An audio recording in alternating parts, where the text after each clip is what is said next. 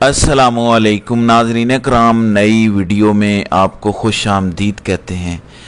जर्नैलों को जो प्रोटोकॉल मिल रहा है, अचानक उसके पीछे असल मुद्दा तो अब खुल के सामने आया है। पहले सिर्फ हम खदशात का इजहार कर रहे थे, लेकिन अब इसके वाक़याती सबूत भी आ चुके हैं। मैं आपको ट्रंप का एक क्लिप भी सुनवाता हूं जिससे आपको हालात का अंदाज़ा होगा, और उसके बाद एक दो खबरें आपको दिखाता हूं जिससे बात बिल्कुल वाज़े हो जाएगी कि हालात किस तरफ जा रहे हैं। लेकिन नाज़रीन, सबसे पहले मैं आपको ये बताना चाहता हूं कि हमारी अशराफिया और मौजूदा जो बादशाह सलामत और शहबाज शरीफ है, उनकी हरकतें देखें। शहबाज शरीफ एयरफोर्स वन प्राइवेट जहाज़ में यूएई पहुंचता है, उसके फ़ौरन बाद हमारे बादशाह सलामत भी पहुंच जाते हैं। ये उस गरीब कौम की अशराफिया है जिस गरीब कौम पर इस टाइम इतनी गुर्बत छाई हुई है कि 45% लोग खते गुर्बत से नीचे हैं। और मैं आपको अभी फिगर्स बताऊंगा कि एक्चुअली सूरत हाल क्या है। मैंने कुछ फिगर्स निकाले हैं, उस पर बात करते हैं। लेकिन ये ऐसी अशराफिया है जिसको कोई शर्म और हया नहीं है। जनरल साहब अपना प्राइवेट जेट उड़ाते हैं, यहाँ से आपके पैसों से फ्यूल वो भरते हैं इसमें। अब ऐसी क्या ज़रूरत थी कि वो पूरा प्राइवेट जेट अपना पहले लेकर जाए, फिर शहबाज शरीफ अपने प्राइवेट जेट लेकर आए, जबकि दोनों ने एक ही मुल्क जाना था, कोई ज़्यादा दूर भी नहीं थे, 2 घंटे की मुसाफत पर है एक मुल्क। और आपको इतनी मुसीबत पड़ी हुई है कि आप 2-2 जेट्स लेकर जाते हैं। तो ये पाकिस्तान की अशराफिया आपको हर रोज़ चपेड़े लगा रही है। फिर जो बजट आया है, पहले तो रकबे इनके थे, बजट भी इनका था, आवाम को भी कोई 10, 15, 20% मिल जाया करता था, अब वो ख़त्म हो गया। मैंने आपको कहा था कि फार्म 47 के इस निज़ाम का सबसे बड़ा नुकसान आवाम को ये होगा कि इनको आपकी ज़रूरत नहीं रहेगी। और ये बजट देख लें कि क्या इन्होंने कर दिया है, क्योंकि आपकी इन्हें ज़रूरत नहीं रही। अब ये जैसे चाहे मर्जी मुल्क चलाएं। आप लोगों ने महज ये कहना है कि हमें छितर अगर मारना ही है तो रफ्तार तेज़ कर दें, क्योंकि हमें ज़रा ज़्यादा टाइम लग जाता है। अब वो हालत हो चुकी है। मैं आपको फिगर्स बताता हूँ। पाकिस्तान ने 1988 से 14 IMF के प्रोग्राम ज्वाइन किए हैं। आपको मैं सिर्फ मोटी मोटी बातें बताता हूँ जो पाकिस्तान का मौजूदा IMF का प्रोग्राम है। और ये मैं नहीं लिख रहा, ये साकिब शेरानी साहब हैं, उन्होंने डॉन न्यूज़ में एक आर्टिकल लिखा है। लिखते हैं कि पाकिस्तान का जो मौजूदा IMF का प्रोग्राम है, ये सबसे हाश प्रोग्राम है, सबसे ज़्यादा सख्त प्रोग्राम है। पाकिस्तान सख्त प्रोग्राम में पाकिस्तान इस टाइम है। सबसे ज़्यादा डिमांड्स इस प्रोग्राम की हैं, सबसे ज़्यादा तबाही इस प्रोग्राम ने निकाली है जिसमें हम अभी हैं। 18 millions 18 millions Pakistanis are now officially unemployed. जो सरकारी आदाद-ओ-शुमार हैं उसके मुताबिक 1,80,00,000 लोग बेरोजगार हो चुके हैं। ये तारीख की बुलंद तरीन सतह में से एक है। उसकी वजह क्या है वो आप सब अच्छी तरह जानते हैं। लेकिन youth unemployment all time high है, इसका कोई मुकाबला नहीं है। और हमारी आबादी की अक्सरियत यूथ की है। 29% यूथ यानी नौजवान बेरोजगार फिर रहा है।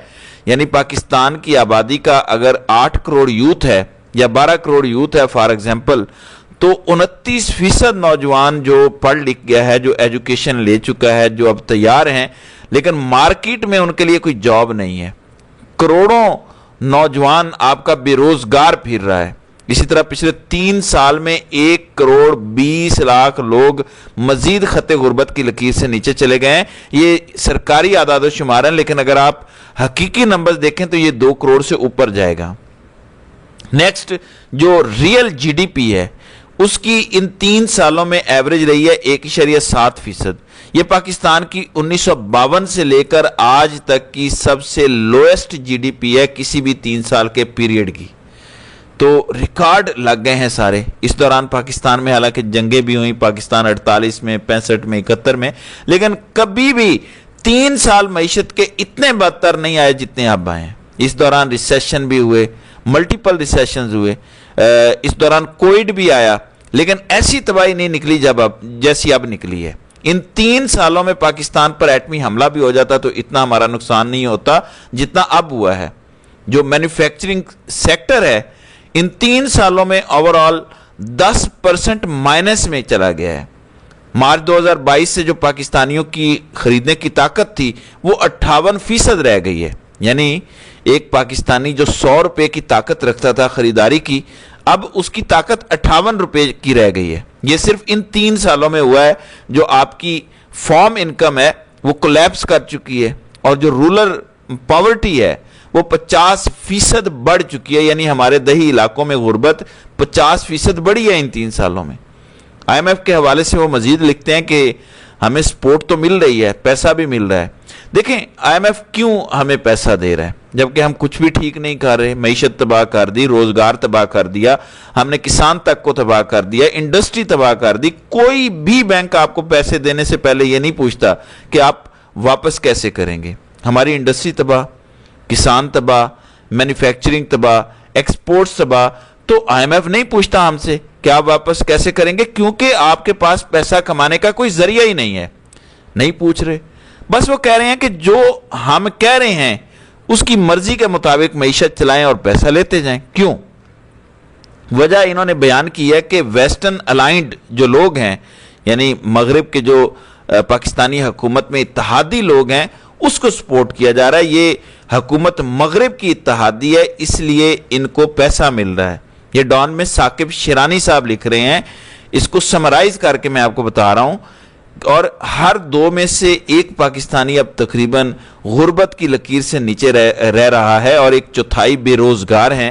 اور پاکستان کی معیشت کے حوالے سے جو انہوں نے لائن استعمال کی ہے، میں انہی کے الفاظ انگلش میں پڑھنا چاہتا ہوں. وہ کہتے ہیں کہ the state of Pakistan's economy has never been as dismal and worrisome as over the past 3 years. یعنی ایسی تباہی پاکستانی معیشت کی جو نکلی ہے پچھلے 3 سالوں میں، پاکستان کی تاریخ میں ایسی تباہی کبھی نہیں نکلی. اور یہاں پہ ان کے آرٹیکل کا اینڈ ہو رہا ہے. یہ آپ کو اس لیے بتایا ہے کہ ان کے اللے تللے دیکھیں، آپ کو شرم آئے گی. یہ اس غریب ملک کے لیڈر ہیں، یہ اپنے پرائیویٹ جہازوں میں جاتے ہیں، اور ان بے شرم لوگوں کو دیکھیں کیسے خوش ہو کے یہ ہاتھ مارتے ہیں. ہر دوسرے دن یہ یونائٹڈ عرب ایمریٹس پہنچے ہوتے ہیں. میں نے آپ کو غربت کے اور پاکستانی معیشت کے کچھ اعداد و شمار بتائے ہیں. بے روزگاری کے بتائے ہیں کہ آپ کا نوجوان بے روزگار پھر رہا ہے، وہ کدھر جائے گا مجھے بتائیں. وہ کون سے ذریعے استعمال کرے گا مال کمانے کا جب روزگار اس کے پاس نہیں ہوگا. تو یہ پاکستان کی حالت ہے.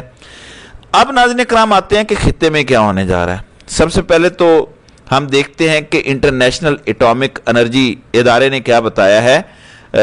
جو نیوکلیئر سیف گارڈز کا بہانہ کر کے کہ ایران جو ہے وہ کمپلائنٹ نہیں ہے، اس کے خلاف بورڈ آف گورننس سے اپروول دے دیا ہے، ڈکلیئر کر دیا ہے. اس کے بعد امریکہ سے یہ خبر آ رہی ہے کہ ایران کے ارد گرد امریکہ کی جتنی ایجنسیاں ہیں وہاں پہ اپنے سٹاف کو کم کیا جا رہا ہے، وہاں پہ افواج کو تیار رہنے کا کہا جا رہا ہے. یہ کلپ ہے ٹرمپ کا، یہ بھی سن لیں، تھوڑا کلیئر نہیں ہے. مڈل ایسٹ کے حوالے سے سوال پوچھا گیا تو ٹرمپ نے کہا کہ تم آگے دیکھو گے. یہ ذرا سن لیں.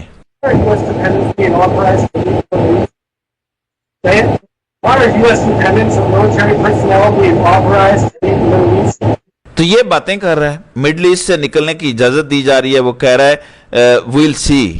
مڈل ایسٹ کے حوالے سے کچھ بڑی ڈیولپمنٹ ہو رہی ہیں. یو ایس پرسنل کے حوالے سے بھی آرڈرز جاری ہو رہے ہیں امریکہ کی طرف سے.